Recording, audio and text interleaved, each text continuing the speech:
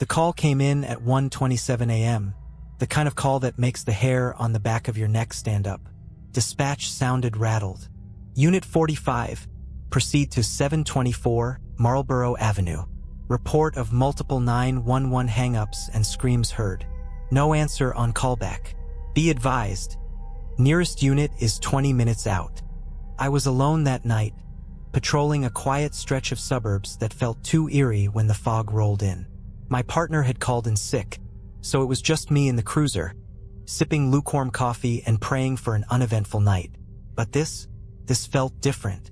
When I pulled up to the address, the house stood like a mausoleum, a 2-story colonial, with peeling paint and a lawn that looked like it hadn't been touched in years.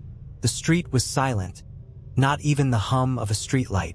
It felt like the house had sucked the life out of the block. I radioed in. Unit 45 on scene. No visual movement. Lights are off. Investigating. My voice sounded steady, but my pulse was anything but. I grabbed my flashlight and stepped out. The air was heavy, almost wet, and the fog seemed to cling to the ground, swirling around my boots like something alive. The house loomed over me, its broken shutters creaking in the faint breeze. The front door was ajar, just enough to make my stomach twist. My training kicked in. I drew my sidearm, checked my corners, and called out, "Police! Is anyone inside?" No answer. The first step into the house felt like stepping into a tomb. The air inside was cold, unnaturally so, and carried the faint scent of decay. My flashlight cut through the darkness, illuminating a living room frozen in time. Dust-coated furniture, a TV from the 80s, and family photos on the wall. A man, woman, and 2 kids, smiling like they had the perfect life. But that smile didn't reach the eyes. The scream came from upstairs, high-pitched and guttural, like someone was being dragged through hell. My instincts screamed at me to run, but I couldn't. Someone needed help. I ascended the stairs, each step groaning under my weight. "Police! Show yourself!" My voice sounded alien, swallowed by the oppressive silence that followed the scream. The hallway at the top was lined with closed doors, and at the far end, one door stood slightly ajar. I pushed it open, and my blood turned to ice. The room was a child's bedroom. Toys were strewn across the floor, and the walls were covered in crayon drawings, but not the happy kind. Dark figures loomed over tiny stick families.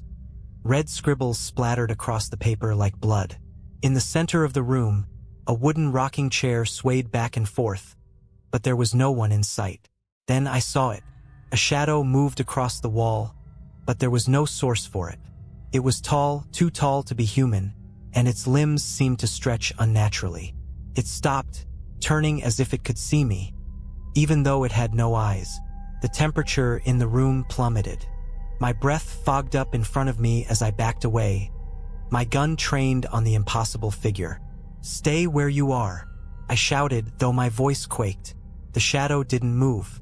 Instead, the door behind me slammed shut, and the rocking chair stopped. That's when I heard it. A voice, faint and childlike, whispering from somewhere in the room. "You shouldn't be here." My flashlight flickered and died. I was plunged into darkness, save for the faint glow of the streetlight outside, leaking through the window. The shadow moved, fast. It darted across the room, and I felt it before I saw it. An overwhelming presence, pressing down on me like a vice. My instincts took over. I fired, the muzzle flash lighting up the room in bursts. Nothing. The bullets passed through the figure like it wasn't there. The whispering grew louder, overlapping voices that weren't human. They were chanting something I couldn't understand, and it was getting closer. I ran. Down the stairs, through the living room, out the door. My cruiser was a beacon of safety, its lights cutting through the fog. I didn't stop running until I was inside, locking the doors and fumbling for the radio. Unit 45 requesting immediate backup. Officer under attack. 724 Marlborough Avenue. Static. The voices didn't stop. They were in the car now, filling the air around me. I floored it, tearing out of the driveway and down the empty street, but no matter how far I drove, the whispers stayed. When I finally reached the station, I was shaking so badly I could barely get out of the car. My fellow officers found me pale and sweating, rambling about shadows and whispers. The house at 724 Marlborough Avenue didn't exist. At least that's what the record said. But I know what I saw, and I'll never patrol alone again. I spent the rest of that night at the station, trying to piece together what the hell had just happened. Every time I closed my eyes, I saw that shadow. Every time I tried to shake it off, I heard the whispers. Couldn't go home. Not like this.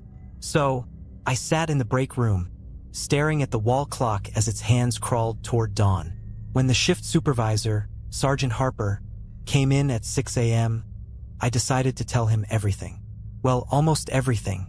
I left out the shadow and the voices, sticking to unexplainable activity at the house. Harper's face went pale when I mentioned the address. 724 Marlborough? He repeated, his voice quieter than usual. He leaned back in his chair, crossing his arms like he was bracing for bad news. That house has been abandoned for decades. Last anyone remembers, the family just disappeared. Disappeared. I echoed, unsure if I'd heard him right. Harper nodded, his brow furrowed. Yeah, back in the late 80s. Father, mother, 2 kids. No signs of a struggle, no bodies, no leads. Just gone. The case is still open, technically, but it's cold as hell.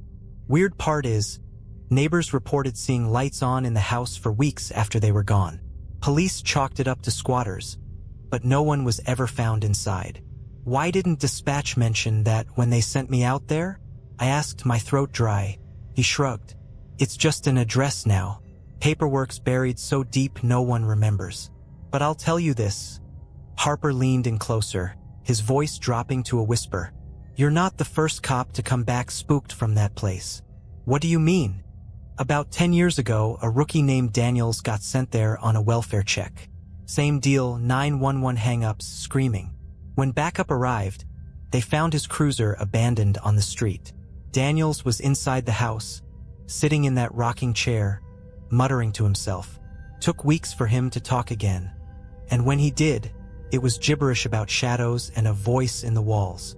He quit the force not long after. A chill ran down my spine. And no one thought to tell new guys about this? Harper sighed, rubbing his temples. Look, cops deal with crazy stuff every day. Some of it you can't explain, but you've got to move on. Otherwise, it eats you alive. His words stuck with me as I drove home that morning, but they didn't bring me any comfort. My apartment felt different, smaller somehow.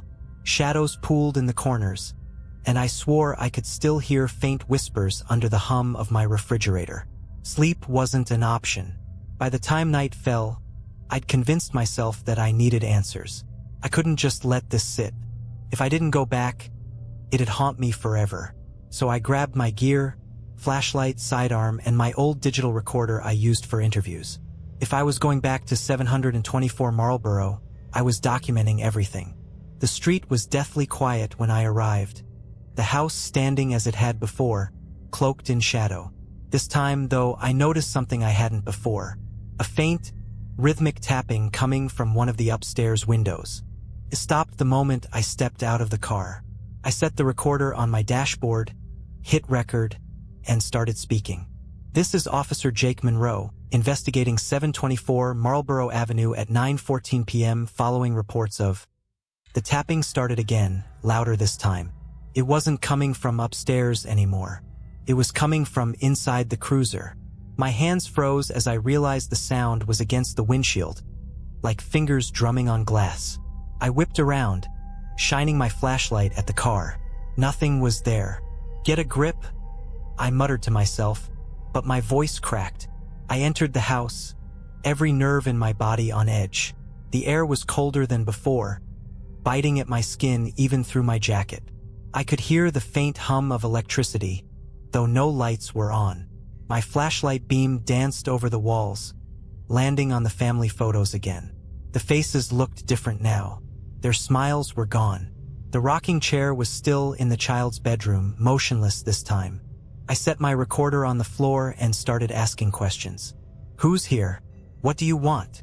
My voice echoed in the emptiness, unanswered. Then the whispers began again. This time I could make out words. "Why did you come back?" They weren't whispers anymore.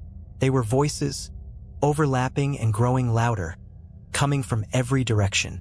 I stumbled back, my flashlight flickering. The rocking chair creaked, moving on its own. "Leave," the voices said, almost pleading. I grabbed the recorder and ran, my heart pounding. As I reached the front door, I turned for one last look. Standing in the hallway was a figure, tall, impossibly thin, its head tilted at an unnatural angle. It didn't move, but I could feel it watching me. When I got back to the car, the recorder was still running. I played it back, hoping to make sense of what I'd heard. Instead, I heard my own voice, clear as day, saying something I didn't remember saying. "I'll be back." I couldn't shake the feeling that I'd made a mistake, a big one, the kind that sticks to your soul like tar.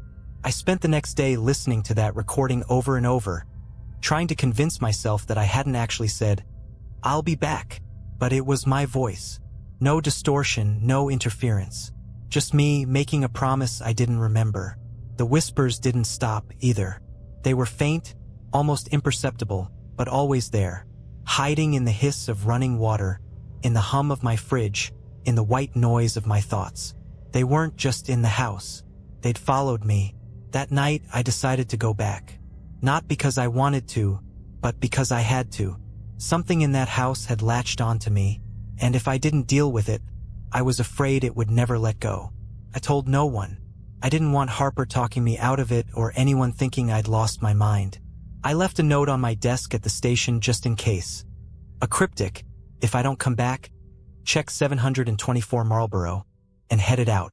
The street was eerily quiet again, bathed in the sickly yellow glow of the streetlights.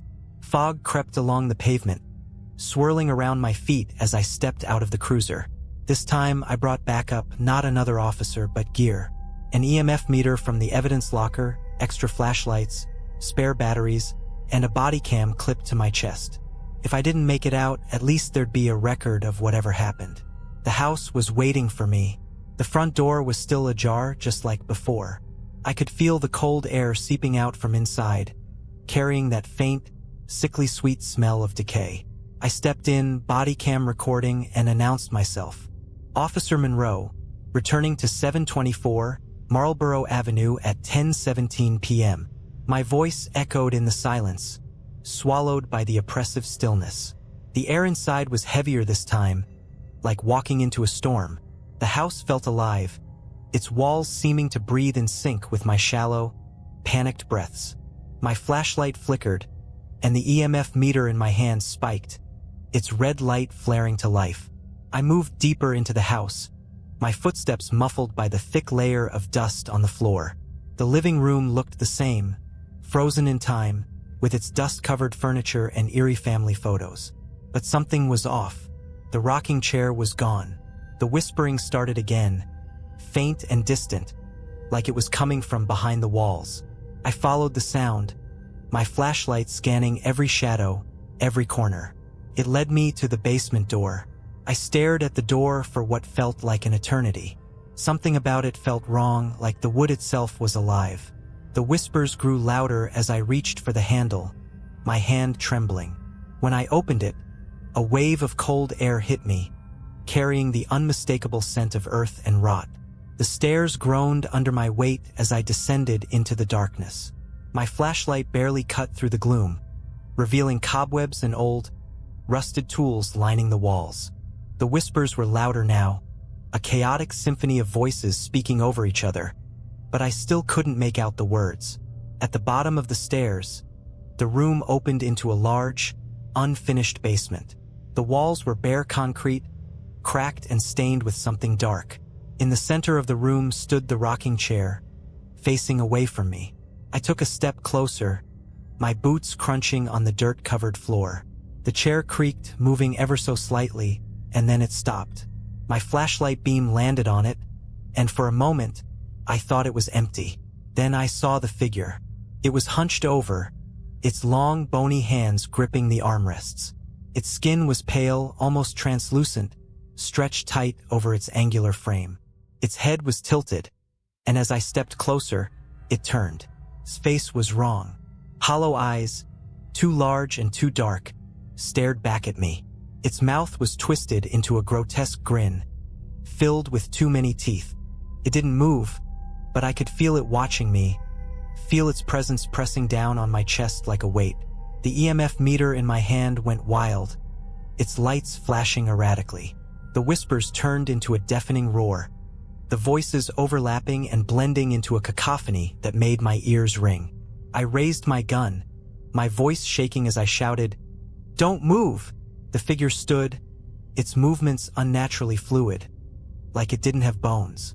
Took a step toward me and I fired. The shot echoed through the basement, but the figure didn't stop. It didn't even flinch. The lights on the body cam flickered, and for a brief moment, I saw something else. Shadows pouring out of the figure, writhing and twisting like living smoke. They surged toward me, and I felt an icy cold wrap around my chest. I don't remember how I got out of the house. The next thing I knew, I was in my cruiser, gasping for air. The body cam was still recording, but the footage was corrupted, just static and faint whispers. The whispers haven't stopped. They're with me now, following me everywhere I go. I see shadows moving in the corners of my vision, and at night, I dream of that figure, its hollow eyes and too wide grin. I don't think I'll survive this. Not really. But if you're reading this, if you hear whispers or feel the shadows closing in, stay away from Marlborough Avenue. Some doors aren't meant to be opened. For days after that night, I tried to return to normal. Patrols, coffee, paperwork, rinse, repeat. But nothing was the same. The whispers followed me everywhere. A low hum in my ears, faint but persistent. My reflection in mirrors seemed slower, like it was hesitating just a beat too long. I barely slept, and when I did, I dreamed of the figure in the rocking chair, its too wide grin splitting open in the dark. It wasn't just in my head. Things started happening around me. Lights in my apartment flickered even when the power was steady. My phone would ring, but no one would be on the line. And once, while reviewing body cam footage for an unrelated case, I caught a glimpse of something. A shadow just out of frame moving behind me. But it was the message that broke me. I was sitting in my cruiser, parked on a side street during a quiet shift. My radio crackled to life, but it wasn't dispatch. It wasn't even words at first, just static and faint whispers. Then, a voice I recognized all too well came through. "Jake, come back." My blood ran cold. It was my own voice, distorted and hollow. "Who is this?" I demanded, grabbing the mic. "This is Officer Monroe. Identify yourself." The voice didn't respond. Instead, the radio erupted into static, a deafening screech that made me drop the mic. When it cut out, I realized something else was wrong. My cruiser wasn't where I'd left it. I looked around, my pulse hammering. The streetlights were gone. The houses were wrong, dark and unfamiliar, their windows like empty eyes staring at me. Somehow, without moving, I was back in front of 724 Marlborough Avenue. The house loomed in the fog, its windows dark and uninviting. I don't remember getting out of the car, but suddenly I was standing in front of the door, the same cold air seeping out through the cracks. This time, it wasn't ajar. It was wide open, waiting for me. I should have run. Every instinct screamed at me to turn back, to get in the car and drive until the whispers stopped. But I couldn't. Something was pulling me forward, an invisible force that wrapped around my chest and squeezed. I stepped inside, and the door slammed shut behind me. The house was alive now. The walls groaned, the floor creaked under its own weight, and the air was thick with whispers. They weren't distant anymore. They were right next to me, swirling around my head, overlapping and growing louder. "Why did you leave?" one voice asked. "You can't run," said another. I tried to speak, but my throat felt like it was closing. My flashlight flickered, casting long, jagged shadows on the walls. They didn't match the furniture. They moved on their own, crawling and writhing like living things. The rocking chair was back in the living room this time, facing the wall. Slowly, it began to turn, creaking with each movement. I raised my flashlight, my hand trembling, and saw what was sitting in it. It wasn't the figure from the basement. It was me.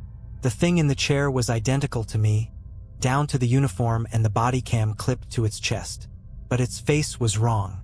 Its eyes were hollow, its skin pale and stretched too tight. It grinned at me, and I felt an overwhelming sense of dread. What are you? I managed to choke out. The thing tilted its head, the grin widening. I'm you, the part you left behind. I don't understand, I said, taking a step back. My flashlight flickered again, and for a split second, I saw something behind it. Shadows writhing like smoke, reaching for me. You shouldn't have come back, it said.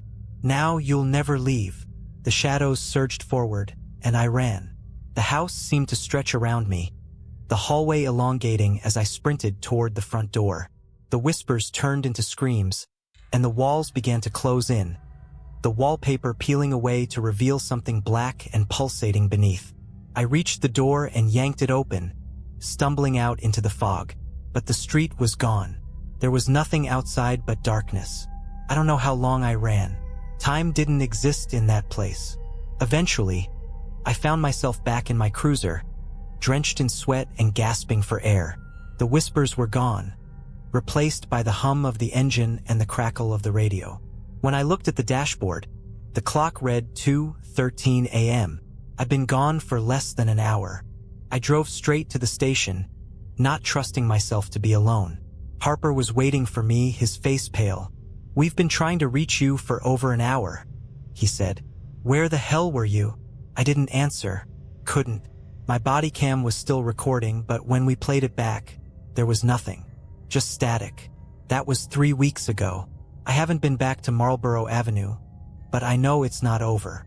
The whispers have started again, faint but growing louder. I see shadows moving in the corners of my vision, and sometimes, when I look in the mirror, my reflection doesn't move. I think the house took something from me that night, or maybe it gave me something. Either way, I know it's not done with me, and someday it'll come back to finish what it started. The whispers became unbearable. Every moment of silence was filled with them, growing louder, more insistent, until it felt like my skull would split. They weren't just voices anymore. They were commands. Come back. Finish what you started. I tried to resist. I stayed away from 724 Marlborough Avenue, even transferred my patrol route to the other side of town. But the house wouldn't let me go.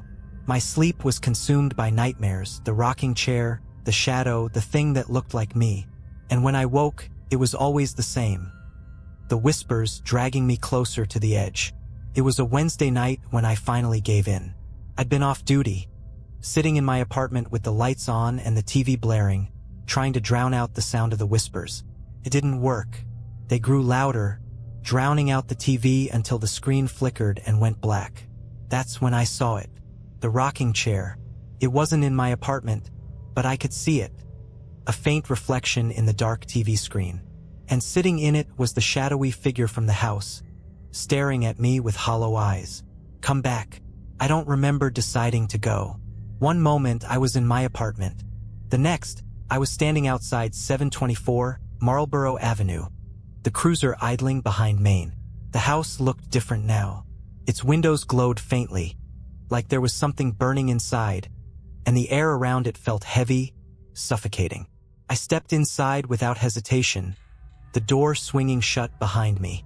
The whispers were everywhere now, coming from the walls, the floor, even the air itself.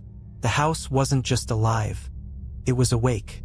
The living room was empty, save for the rocking chair, which now faced the center of the room. My flashlight flickered as I approached, and for the first time, I noticed something on the walls. Words, scratched into the peeling wallpaper, layered over each other until they were illegible. Except for one phrase, repeated over and over in jagged letters. It's not you.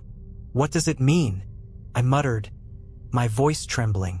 The whispers didn't answer, but the rocking chair creaked, shifting slightly. I turned toward the basement door, which was open, revealing the stairs descending into darkness. The whispers grew louder, urging me down.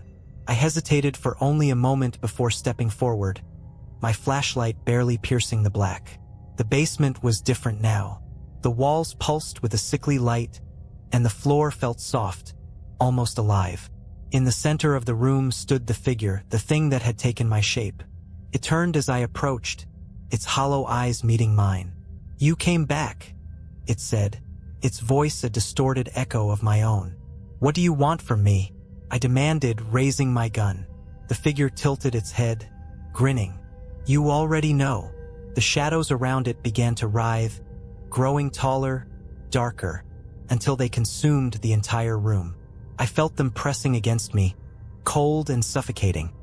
As the whispers reached a deafening crescendo, "It's not you. What does it mean?" I screamed, my voice cracking.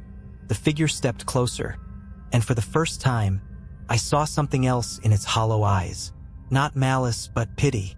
"You were never supposed to leave," it said softly. "But you did, and now you're broken." "I don't understand," I said, my voice barely audible over the whispers. "You will." The shadows surged forward, engulfing me completely. I couldn't see, couldn't breathe. I felt myself falling, though there was no ground beneath me. The whispers became screams, then silence. When I opened my eyes, I was standing in the middle of the street, the house behind me. My cruiser was gone. The streetlights were out. The world was dark, empty, wrong. I turned back toward the house, but it wasn't there anymore. Just an empty lot, overgrown with weeds. That was a week ago. I'm still on the force, still patrolling, but nothing feels real anymore. People talk to me, but their voices sound distant, like they're coming from the other side of a wall. My reflection in mirrors still hesitates, and sometimes it doesn't move at all. The worst part? The whispers are gone, but I can still feel the house. It's inside me now, watching, waiting. I don't know what it wants or how long I have left, but I know one thing for certain. I never really left, and neither will you. The days blurred into nights. Time had lost all meaning since my last visit to 724 Marlborough Avenue. The house wasn't just inside me anymore. It was me. Every time I closed my eyes, I saw its walls. Every time I moved, I felt its floorboards groaning beneath me. The whispers were gone, replaced by something worse. Silence. But the silence wasn't empty. It was full of waiting, watching. I tried to continue working, but my colleagues noticed. Harper pulled me aside after my third missed roll call. "Jake, you're not yourself," he said, his eyes filled with concern. "Take some time off. Get your head straight." I wanted to tell him, to make him understand, but how could I explain? How could anyone? So I nodded, handed over my badge, and left. My apartment felt smaller than ever, the walls pressing in on me. Every shadow seemed alive, shifting just out of sight. I wasn't safe anywhere. Not from the house. Not from myself. It was 3:33 a.m. when I woke to the sound of footsteps in my apartment. Heavy, deliberate, moving toward my bedroom. My heart pounded as I reached for my gun on the nightstand, but my hand froze halfway there. A voice echoed through the room, soft and familiar. "Jake, it's time." The voice was mine. I turned toward the doorway, and there it stood, the figure, the thing that had taken my shape. Its hollow eyes locked onto mine, and its two wide grins spread across its face. Behind it, shadows poured into the room, writhing and twisting like living smoke. "You've been running," it said, stepping closer. "But you can't run from what you are." "I'm not you," I spat, forcing my hand to grip the gun. "I'll never be you." The thing chuckled, a low, guttural sound that made my skin crawl. "You already are. You left a piece of yourself in the house. And now it's time to come home." The shadows surged forward, wrapping around me like cold chains. I fired, the muzzle flash lighting up the room, but the bullets passed through the figure as if it wasn't there. The shadows tightened their grip, dragging me toward the doorway. I screamed, clawing at the floor, but it was no use. The figure leaned down, its face inches from mine, and whispered one last thing. "You were never meant to leave." When I opened my eyes, I was back in the house. The walls were alive, pulsing and shifting with every beat of my heart. The air was thick, suffocating, and the whispers were back, louder than ever. I was standing in the living room, the rocking chair in front of me. It was empty now, but the shadows that had dragged me here lingered, watching. I turned slowly, my flashlight cutting through the gloom. The house was different, larger, endless. Every door led to another hallway, every hallway to another room, all of them wrong. The furniture was twisted. The windows showed nothing but darkness, and the air buzzed with static. The figure was gone, but I could feel it. I could feel me. I don't know how long I wandered through the house. Hours? Days? Time didn't exist here. The whispers guided me, pulling me deeper into its maze. And then, finally, I found it. The basement. The door was wide open, and the air spilling out was colder than death. I descended the stairs, each step creaking under my weight. At the bottom, the rocking chair waited, and sitting in it was me. Not the shadowy figure, not the thing from before. It was me exactly as I was. Uniform, badge, everything. It looked up as I approached, and for a moment, I thought it was crying. "You're here," it said, its voice trembling. "You shouldn't have come back." "What are you?" I demanded, my voice echoing in the oppressive silence. The other me shook its head. "I'm what you left behind. The part of you that was whole. The part that was real." I stared at it, trying to make sense of the words. "What does that mean?" "It means you don't leave this place. Not completely." It stood, the rocking chair creaking as it shifted. "You can't go back. Not after what you've seen. What you've done." The shadows began to close in, wrapping around the walls, the floor, the ceiling. I backed away, my flashlight flickering as the air grew colder. "No," I said, shaking my head. "I'm not staying here. I'll find a way out." The other me smiled sadly. "There's no way out, Jake. There never was." I ran through the endless hallways, through the twisting rooms and the shifting shadows, but the house wouldn't let me go. It was alive, its walls closing in, its whispers screaming in my ears. And then suddenly I was outside. I was standing in the empty lot where the house had been, the fog swirling around me. My cruiser was gone. The street lights were gone. Everything was gone except for me. And the silence. I don't know how I got out or if I really did. The whispers are gone now, but the silence is worse. It's heavy, suffocating, and full of waiting.